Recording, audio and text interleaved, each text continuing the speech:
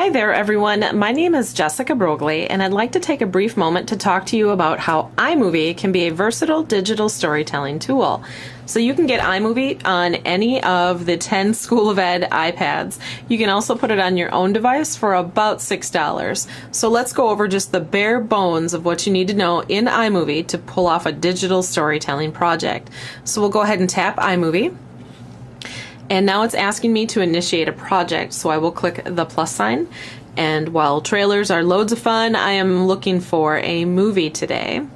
Now, I would ignore all of the theme options below. It kind of becomes irrelevant and distracting anyway, so I'm just going to leave it on modern and tap create. Now from here, your instinct might be to tap on the microphone to record the audio, but iMovie does not work that way. It's looking for video or a photo to be inserted first, and then you can record audio over top of that. So I need to insert a bogus picture. Now if my students have already done their illustrations, then I would go ahead and actually photograph that. But if I don't have those done yet, then I'm just looking to just put something in as a placeholder. So I'll go ahead and tap the camera. And right now it's set to take a video, and that would be fine too, but I'm not really that patient, so I will just take photo, and it's just a photo of randomness, of course. So we'll go ahead and click use photo. And now I'm ready to record audio. So at this point I can see maybe we've read a story in class, and it's now time for the students to retell the story back to me. I would pick up the iPad and go over to the student, or have the student come to a quiet table, and I will tap on my timeline here, my bogus photo, and then carefully tap the microphone. And it's ready to record. I can see the green bars are moving, and I would move the student away from extra audio. iPads are great for this type of project, but it does have to be fairly quiet. So I would move to a hallway, the library, corner of the room, somewhere where you can record just the student's voice and have them fairly close to the iPad. All right, so the student is sitting in front of me. I've now asked them to retell me the story that we read in class, and it's going to count down for the student. And now it's recording audio. I can tell by the red tape here that's building. And even though it will pass up the length of my image, that's perfectly fine. Just keep the student talking. So let's say a minute has passed and they are indeed finished with their super cute story. They'll click, or you'll click stop, and you can play it back. And now it's recording audio. I can tell by the red tape here. And I'll stop it. And if the student wanted to, they could retake the audio by tapping that, and it will delete the original audio and count down from 3 again. I'll go ahead and click accept. So now my digital storytelling project is kind of almost done, but I do not want that silly photo, correct? So I need to add in the real illustration. So the student now has left my table, gone back to their desk, and they're completing their illustration. So let's say that they are done, and it's time to take the right picture. So I'll tap the camera and again flip it over to photo, and I need to take a photo of a brilliant illustration. That's good. Okay, and I'll click use photo. Aha, so now I've got my correct photo. Now something that iMovie does that's really annoying is the default is this Ken Burns effect, which moves the image. Now maybe you want that, most people don't, so I'm going to go ahead and tap the image, and here it says Ken Burns enabled. Let's try to get rid of that. There we go, Ken Burns disabled. Much better. I don't really want my image to move. If you do, then just leave it. Okay, so now I've got to get rid of this image. So I'm going to go ahead and tap on my silly little picture here and tap delete. And now let's try to move my recording up.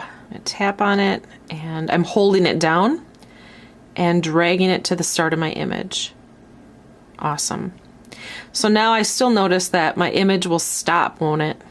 That's not good. So I have some choices here. I could insert more images if I wanted. Let's say the student did 3 or 4 illustrations. I would just keep going through the same process that I just went through.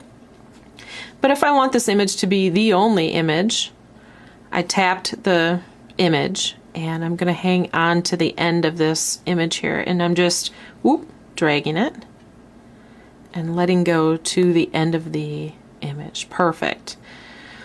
All right, so now I can tap play. And now it's recording audio. I can tell by the red tape here. Perfect. So here we have it, all done. Now it's time to publish, isn't it? So let's tap done. And this little up button here, this little box with an arrow pointing up, I'll tap that. I have some options on where I would like to go with this. I could go to Google Drive. When I tap Google Drive, I've already connected my Drive account. In your case, you would be prompted to put in your username and password for Google Drive. So mine already went to my personal Google account, and then I can download it, I can share it with an instructor, I can do all sorts of things with it. So I'm going to, we'll click cancel. Or let's tap on that box again and see what my other options are.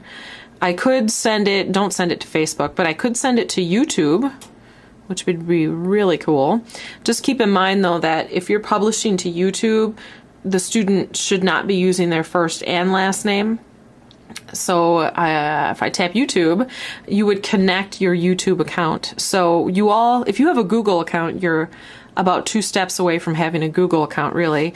So you can put in your Google username and password, and it may prompt you to do a few more things to get your YouTube channel going if you haven't before. A lot of people have one and they didn't even know it. So you could go through that process. I'll just quickly go through this here. And I already have 2 channels set up, so you just tap your channel. If you don't have a channel, it will probably prompt you to make one. You'll have to click allow.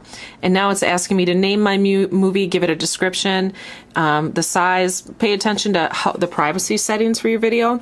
Private means nobody but you can see it, so that's kind of pointless. Unlisted means it's on YouTube, but I can't search for it. I would have to have the link. I like that one a lot. And then public means it's searchable. I think I really like the idea of publishing to YouTube because it starts to control your professional digital footprint. But if you're not ready for that, it's perfectly fine to just publish to Google Drive. Let's check out and see if there was any more options that you liked. You could click Save Video and save it as any of these, really. Just keep in mind, the longer the video, if you're going to pick HD, you're going to sit and wait for a while. So let me do that again. Save Video. HD, and now it's saving to my photos library. I then could connect my iPad through the old port into a computer and upload it to D2L that way. So you have lots of options on how to get your video off the iPad once you're done. So that part we have to kind of troubleshoot together, but there you have it. I have just made my first really sketchy digital storytelling project in front of you. So give it a try. iMovie is a great tool for you to work with. Have fun.